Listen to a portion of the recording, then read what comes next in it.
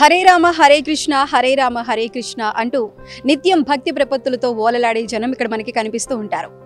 బాహ్య ప్రపంచాన్ని మరిచిపోయి భక్తి భావంతో తేలియాడే జనం ఇక్కడ ఉంటారు. ఇంతకీ అదేం ప్రాంతం అనుకుంటున్నారా? ఇదే ఇస్కాన్ టెంపుల్.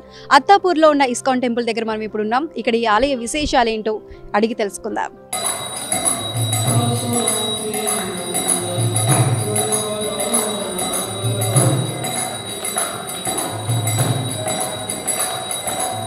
ఇస్కాన్ అంటే కృష్ణుడి ఆలయాలుగానే మనందరికీ తెలుసు. అయితే అసలైన ఇస్కాన్ అంటే ఏంటి? కృష్ణ తత్వాన్ని వ్యాప్తి చేస్తున్న ఈ ఇస్కాన్ ఆలయాల గురించి, ఇక్కడ ఉండే నియమాల గురించి ఈరోజు మనం తెలుసుకుందాం. సో ఈ డీటెయిల్స్ అన్ని మనకి చెప్పడానికి ఈరోజు ఇక్కడ అత్తాపూర్లోని ఇస్కాన్ ఆలయం మేనేజర్ మనతో పాటు ఉన్నారు, సచినందన్ హరిదాస్ గారు. హరే కృష్ణ. హరే కృష్ణ. హరిదాస్ గారు, ఇప్పుడు ప్రస్తుతం మనం చూస్తే ఇస్కాన్ టెంపుల్ ముఖ్య ఉద్దేశం ఏమంటారండి? అసలు అంటే హరే కృష్ణ ఉద్యమం అని అంటారు కదా, అసలు దీన్ని ఏంటంటారు? అవునండి, మీరు చెప్పింది కరెక్టే. ఇస్కాన్ అన్న హరే కృష్ణ ఉద్యమం అన్న ఒకటే. ఇస్కాన్ సంస్థ అభయ చరణారవింద భక్తి వేదాంత స్వామి ప్రభుపాదుల వారు 1965వ సంవత్సరంలో అమెరికాలో స్థాపించారు. ఆయన స్థాపించడానికి ముఖ్య ఉద్దేశం ఏంటంటే ఈ యొక్క హరినామ సంకీర్తనం, హరే కృష్ణ మహామంత్రాన్ని ఈ కలియుగంలో జపించడం ద్వారా, కీర్తించడం ద్వారా మోక్షం పొందవచ్చు. ఇది కలియుగ మార్గం ఇది. కాబట్టి ఈ యొక్క మహామంత్రాన్ని ప్రచారం చేయడానికి ఆయన యొక్క సంస్థను స్థాపించారు. ఆయన మీరు చూసినట్టయితే 1965 నుంచి 1977 వరకు 12 సంవత్సరాలు ఆయన ప్రపంచవ్యాప్తంగా 14 సార్లు ఆయన ప్రయాణించి 108 గుళ్ళను, ఆయన ఇస్కాన్ గుళ్ళను స్థాపించారు. సో ఇస్కాన్ యొక్క ముఖ్య ఉద్దేశం ఈ యొక్క హరే కృష్ణ మహామంత్రాన్ని ప్రజలందరికీ చేరవేయడం, గీతా భాగవత గ్రంథాల యొక్క సందేశాన్ని అందరికీ తెలియచేయడం. కాబట్టి ఇస్కాన్ అంటే హరే కృష్ణ ఉద్యమం. హరే కృష్ణ ఉద్యమం ఉన్న ఇస్కాన్. ప్రభుపాదుల వారే స్వయంగా ఈ యొక్క ఇస్కాన్ని హరే కృష్ణ ఉద్యమం అని ఆయన వర్ణించారు. అంటే హరిదాస్ గారు, ఇప్పుడు వరల్డ్ వైడ్గా కూడా ఇస్కాన్ అనేది ఇప్పుడు బాగా తొందరగా ఫాస్ట్గా అభివృద్ధి చెందుతున్న కమ్యూనిటీ అనుకోవచ్చు. అసలు దీని ముఖ్య ప్రియారిటీ ఏంటండి? సో ఇస్కాన్ ప్రపంచవ్యాప్తంగా స్వామి ప్రభుపాదుల వారే ఆయన అప్పట్లోనే 50 సంవత్సరాల క్రితం 108 గుళ్ళను ఆయన స్థాపించారు.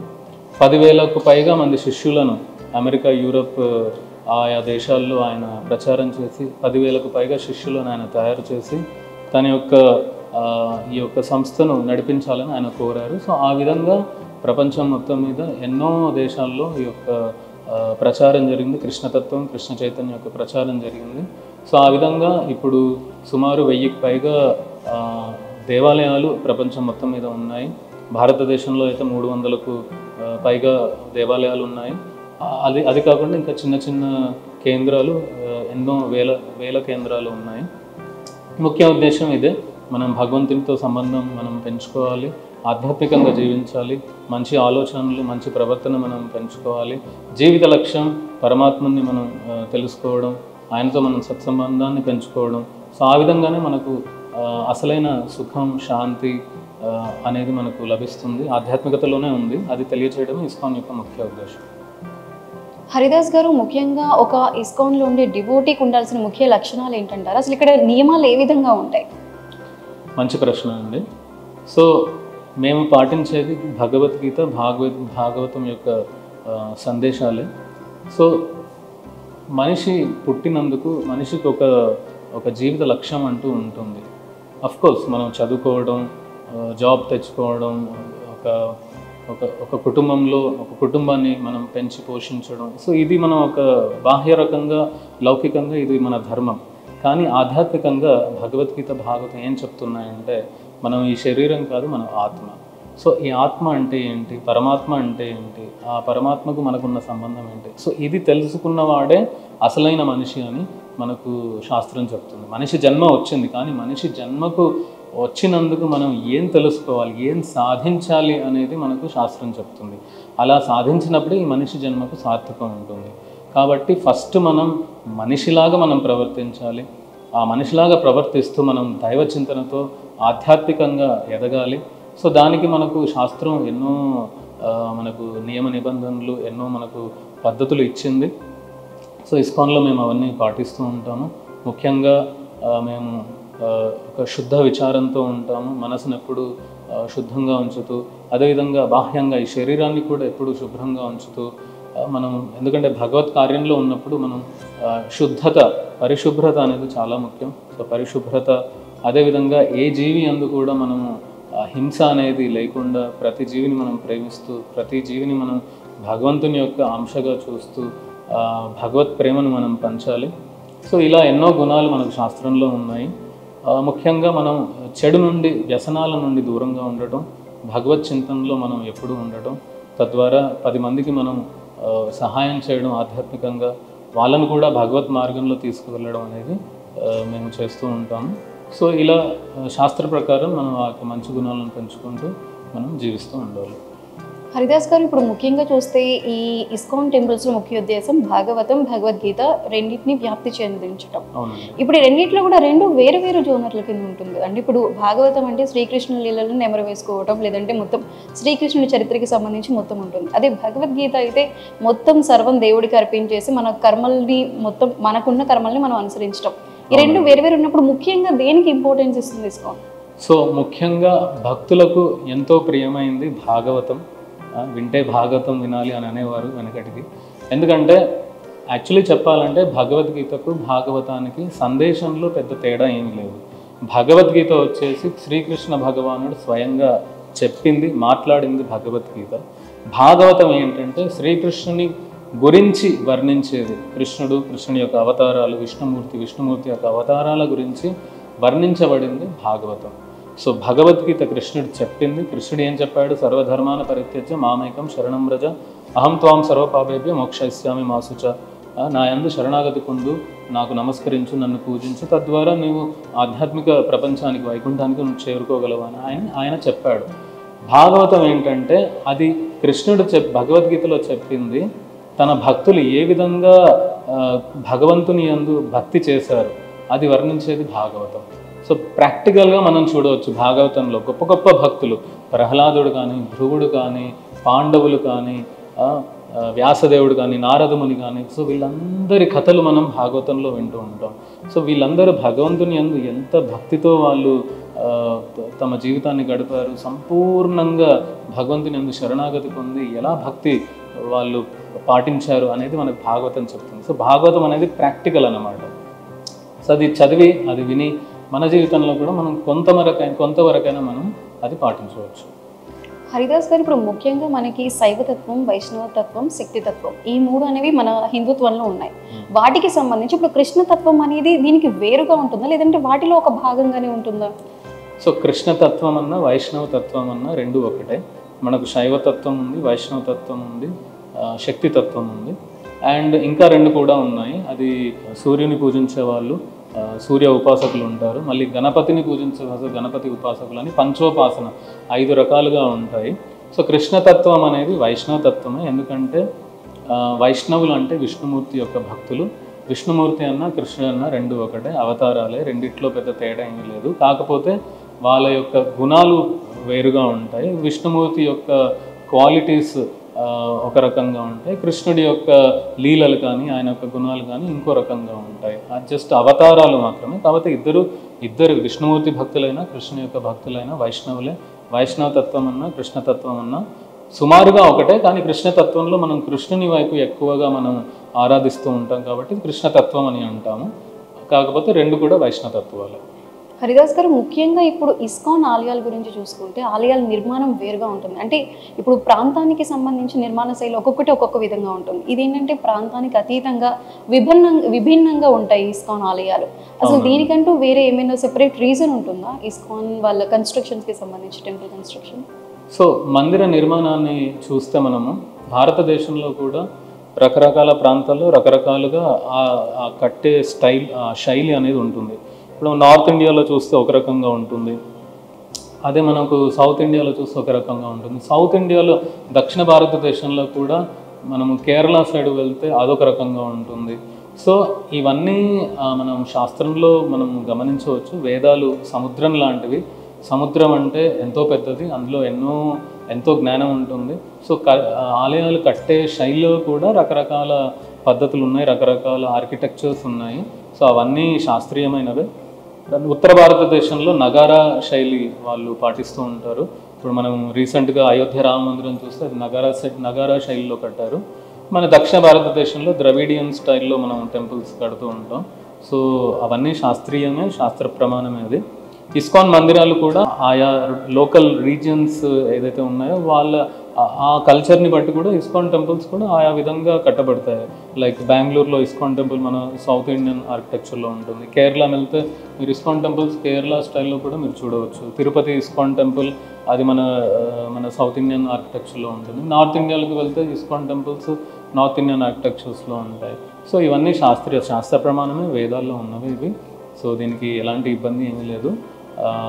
కొన్ని చోట్ల ధ్వజస్తంభం ఉంటుంది, కొన్ని చోట్ల ఉండదు. సో ఇవన్నీ శాస్త్ర ప్రమాణమే. శాస్త్రంలో ఏ విధంగా ఏ శైలిలో ఎలా ఉందో అలా కట్టబడతాయి. ముఖ్యంగా మందిరం యొక్క ముఖ్య ఉద్దేశం భగవంతుని యొక్క సేవ, నియమ నిబంధనలతో చేయాలి, భగవంతుని ప్రేమతోటి ఆరాధించాలి. సో అది ఎక్కడ జరిగినా సరే అది ఒక మందిరం అవుతుంది. కానీ ఈ శైలి ఏదైతే ఉంది మనకు శాస్త్ర ప్రమాణమే, దాని ప్రకారమే ఆయా లొకేషన్స్లో అలా కట్టబడి ఉంది. హరిదాస్ గారు, ముఖ్యంగా ఇప్పుడు కృష్ణ తత్వాన్ని ప్రబోధిస్తున్న దానికి కృష్ణుడి ఇప్పుడు ఆలయాలు ఉన్నాయి. ఇప్పుడు ఉడిపి కానీ మధుర కానీ, ఈ ఆలయాల్లో ఈ ఇస్కాన్ వాళ్ళ పార్టిసిపేషన్ ఎంతవరకు ఉంటుందంటారు? తప్పకుండా అండి. ఇస్కాన్ యొక్క భక్తులు ఈ యొక్క పుణ్యక్షేత్రాలు మేము దర్శిస్తాము. ప్రతి సంవత్సరం కార్తీక మాసంలో కానీ లేదా మార్చ్ ఫిబ్రవరి నెలలో ఎప్పుడు సమయం దొరికినా సరే, సమ్మర్ హాలిడేస్లో అయినా సరే మేము మా భక్తులందరితో కలిసి మేము పుణ్యక్షేత్రాలను దర్శిస్తూ ఉంటాము. జగన్నాథపురి కానీ, ఉడిపి కానీ, తిరుపతి కానీ, ద్వారకా కానీ, రామేశ్వరం కానీ, శ్రీరంగం. సో అలా అన్ని చోట్ల మేము దర్శనం చేసుకుంటూ ఉంటాము, యాత్ర చేస్తూ ఉంటాము. వేలాది మంది భక్తులు ఇందులో జాయిన్ అవుతూ ఉంటారు. సో తప్పకుండా ఎన్నో వేల సంవత్సరాల నుంచి అక్కడ భగవంతుడు పూజలు అందుకుంటున్నాడు. ఎంతో శక్తివంతమైన ప్రదేశాలు అవి కూడా. సో మేము వెళ్తాము, అక్కడ కూడా భగవంతుని యొక్క ఆశీస్సులు తీసుకుంటాము. సో ఏ విభేదాలు అంటే ఏమీ ఉండవు. మేము కూడా భక్తులమే, కృష్ణుడి యొక్క భక్తులమే. అక్కడ ఉన్నది కూడా కృష్ణుడే, విష్ణుమూర్తే. సో మేము వెళ్తాము, దర్శనం చేసుకుంటాము, భగవంతుని యొక్క కృపకు పాత్రలు అవుతాము. హరిదాస్ గారు, ఇప్పుడు ముఖ్యంగా మనం చూసుకుంటే ఇస్కాన్ అనగానే సేవా కార్యక్రమాలు ఎక్కువ గుర్తొస్తాయి. గోసేవ కానీ, లేదంటే అన్నదానం కానీ, ఇలాంటివన్నీ. మరి ఇవి మాత్రమే కాకుండా, సేవా కార్యక్రమాలు మాత్రమే కాకుండా ధర్మ సంస్థాపనకు సంబంధించి ఏ కార్యక్రమాలు చేపడుతుందో ఇస్కాన్? మంచి ప్రశ్న అండి. యాక్చువల్లీ ధర్మం అంటే భగవంతుని యొక్క సేవకునిగా ఉండడం అనేది నిజమైన ధర్మం. ధర్మం అంటే మన నిజమైన అస్తిత్వం ఏంటి అంటే మనం ఎవరము, మన అస్తిత్వం ఏంటి, మన పొజిషన్ ఏంటి అంటే ఆత్మ యొక్క నిజమైన స్థానం ఏంటంటే భగవంతుని యొక్క సేవకునిగా ఉండడమే నిజమైన స్థానం. ఎలాగైతే చక్కెరకు ఒక ధర్మం అదేంటంటే తీయగా ఉంటాం. చక్కెర ఉప్పుగా ఉంటే అది చక్కెర అనం మనం. చక్కెర తీయగా ఉంటేనే చక్కెర అంటాం. అదేవిధంగా ఉప్పు ఒక ధర్మం ఏంటంటే ఆ యొక్క గుణం, ఆ ఉప్పు గుణాన్ని చూపించడం. అది తీయగా ఉంటే అది ఉప్పు అనం మనం. అదేవిధంగా ఆత్మ యొక్క ధర్మం ఏంటంటే భగవంతుని యొక్క సేవకునిగా ఉండటం. కాబట్టి మేము ఇస్కాన్ ద్వారా చేసే అన్ని కార్యక్రమాలు భగవంతుని సేవ అనుకునే మేము చేస్తూ ఉంటాము. అన్నదానం కానీ, లేదా భగవద్గీతను బోధించడం కానీ, గోసేవ కానీ, ఇవన్నీ భగవంతునితో సంబంధమై ఏదో ఒక రకంగా కనెక్ట్ అయి ఉన్నవే. సో ఇవన్నీ కూడా భగవంతుని సేవగానే మేము భావిస్తూ ఉంటాము. ధర్మపరంగా మీరు కోర్ యాక్టివిటీస్ చూసినట్టయితే మేము భగవద్గీత మీద బాగా అధ్యయనం చేసి ఎక్కువ మేము స్ట్రెస్ చేస్తూ ఉంటాము. భగవద్గీత అందరూ చదవాలి. ఈ యొక్క భగవద్గీత వితరణ కూడా మేము చేస్తూ ఉంటాము. అందరూ భగవద్గీత చదవాలి, ప్రతి ఒక్కరి దగ్గర భగవద్గీత ఉండాలి. కనీసం ఒక్క శ్లోకమైనా సరే ప్రతి ఒక్కరూ భగవద్గీత నేర్చుకోవాలి, ప్రతిరోజు చదవాలి అని చెప్పి మేము చెప్తూ ఉంటాము. ఇస్కాన్ గుళ్ళో కూడా భగవద్గీత ట్రైనింగ్ ప్రోగ్రామ్స్ ఉంటాయి. మేము కూడా బయటికి వెళ్ళి ఫ్రీగా భగవద్గీత మేము పంచుతూ ఉంటాము, భగవద్గీత ట్రైనింగ్స్ ఇస్తూ ఉంటాము. సో ఇది ధర్మ పరిరక్షణనే. భగవంతుని పూజిస్తూ ఉన్నాము అంటే ఆ యొక్క భగవద్ ధర్మాన్ని మనం కాపాడుతున్నాము, ఆచరిస్తున్నాము, కాపాడుతున్నాము, ప్రచారం కూడా చేస్తున్నాము. సో ఇది ధర్మ పరిరక్షణనే అవుతుంది. హరిదాస్ గారు, ఇప్పుడు ముఖ్యంగా ఇస్కాన్ అంటే రాధాకృష్ణుల విగ్రహాలు అంతవరకు ప్రతి ఒక్కరికి ఐడియా ఉంటుంది. కానీ మనం ఆలయంలో చూసుకున్నట్టయితే పూరిలోని జగన్నాథ స్వామి ఆ విగ్రహాలు కూడా ఇప్పుడు మనకు కనిపిస్తున్నాయి. అంటే పూరికి దీనికి ఏమైనా రిలేటెడ్ ఉందా? అదే కాకుండా ఇప్పుడు మనకి ఇస్కాన్లో కూడా రథయాత్ర చేస్తున్నారు, ఇస్కాన్ ఆలయాలకి సంబంధించి కూడా. సో పూరిలో మొన్నే జరిగింది రథయాత్ర, దానికి దీనికి ఏమైనా లింక్ ఉందంటారు? అవునండి, ఉంది, తప్పకుండా ఉంది. జగన్నాథుడు అంటే కృష్ణుడే. జగన్నాథ అంటే కృష్ణుడు, బలదేవ అంటే బలరాముడు, కృష్ణుడి యొక్క అన్న. సుభద్ర అంటే కృష్ణుడు బలరాముల యొక్క చెల్లెలు. సో అది కృష్ణుడే కాబట్టి మేము తప్పకుండా పూజిస్తాము. ఇన్ఫ్యాక్ట్ మా యొక్క పరంపరలో శ్రీ చైతన్య మహాప్రభు కృష్ణుని యొక్క అవతారమే. ఆయన 18 సంవత్సరాలు చివరి 18 సంవత్సరాలు ఎక్కడికి వెళ్లకుండా జగన్నాథపురిలోనే ఉంటూ జగన్నాథ స్వామిని సేవిస్తూ ఉండేవారు ఆయన. సో జగన్నాథ స్వామి ఒక గొప్ప రూపం అది. ఆయన తన భక్తులను ఎప్పుడు కలవాలా అంటూ పెద్ద కళ్ళతో పెద్ద చేతులతో ఆయన ఎప్పుడు ఆలింగనం ఎప్పుడు చేసుకోవాలా మా భక్తులను అని వేచి చూస్తూ ఉంటారు. ఆయన కృష్ణుడే. సో కాబట్టి మేము పూజిస్తూ ఉంటాం జగన్నాథ స్వామిని. ఇస్కాన్ ఆలయాల్లో జగన్నాథ స్వామి విగ్రహాలు ఆల్మోస్ట్ ప్రతి ఆలయంలో ఉంటాయి. ప్రతి ఇస్కాన్ ఆలయంలో జగన్నాథ స్వామి రథయాత్ర జరుగుతుంది. ఇది స్వామి ప్రభుపాద వారే 1960 కాలంలో ఆయన అమెరికాలో ఆయన ఈ జగన్నాథ రథయాత్రను ప్రారంభించారు. తద్వారా ప్రపంచం మొత్తంలో ఇస్కాన్లు కూడా ఈ రథయాత్రను పాటిస్తున్నాయి. కృష్ణుడే కాబట్టి మేము కృష్ణ భక్తులమే కాబట్టి కృష్ణుని పూజిస్తూ ఉంటాం కాబట్టి జగన్నాథ స్వామి రథయాత్ర మేము జరుపుకుంటాము. సో అందులో ఎలాంటి సందేహం లేదు. ఇస్కాన్ అత్తాపూర్లో కూడా మేము జగన్నాథ రథయాత్ర ప్రతి సంవత్సరం మేము జరుపుకుంటాము. సో ఈ జగన్నాథ స్వామి రథయాత్ర వచ్చేసి మన ఇస్కాన్ అత్తాపూర్లో 13 జూలై 2024 శనివారం ఆ రోజున మేము నిర్వహిస్తున్నాము. మధ్యాహ్నం భగవంతునికి పూజా కార్యక్రమాలు అవి చేసి భగవంతుని రథం అయితే తీసుకొచ్చి అక్కడ కూడా పూజ చేసి తర్వాత భక్తులందరికీ వెసులుబాటు కల్పించి రథం లాగేట్టుగా వెసులుబాటు కల్పించి ఆ విధంగా మేము స్టార్ట్ చేస్తూ ఉంటాం. సుమారు ఇది ఒక 3-4 కిలోమీటర్లు ఈ రథయాత్ర జరుగుతుంది. Ending programme Samabhupal Reddy gardens 175 pillar అత్తాపూర్లో మేము అక్కడ ఎండింగ్ ప్రోగ్రాంలో డిఫరెంట్ భజన్స్ కీర్తన్స్ అదేవిధంగా జగన్నాథ స్వామికి చప్పన్ భోగ్ ఒక 300-400 వెరైటీస్ నైవేద్యాలు సమర్పించి అందరికీ దర్శనాన్ని కల్పించి అదేవిధంగా కల్చరల్ యాక్టివిటీస్ ఈ విధంగా మేము ప్లాన్ చేస్తాము. యాక్చువల్లీ ఇది ఒక గొప్ప పండుగ అండి. ఎందుకంటే ఎవరైతే గుడికి రారో లేదా రాలేరో సో వాళ్లకు తన యొక్క కృపను అందించడానికి స్వామే బయటికి వచ్చి నేను వస్తున్నాను నా దర్శనం చేసుకోండి నేను మీ అందరికీ కృప అందించడానికి నేను వస్తున్నానని చెప్పి భగవంతుడే స్వయంగా బయటకు వచ్చి అందరికీ తన యొక్క దర్శనాన్ని కల్పిస్తూ ఉంటాడు. ఇది ఒక అద్భుతమైన పండుగ. మనం ఏ గుళ్ళో చూసినా సరే ఇలా మూల విగ్రహం బయటికి వచ్చి అందరికీ దర్శనం ఇవ్వడం అనేది ఎక్కడా లేదు.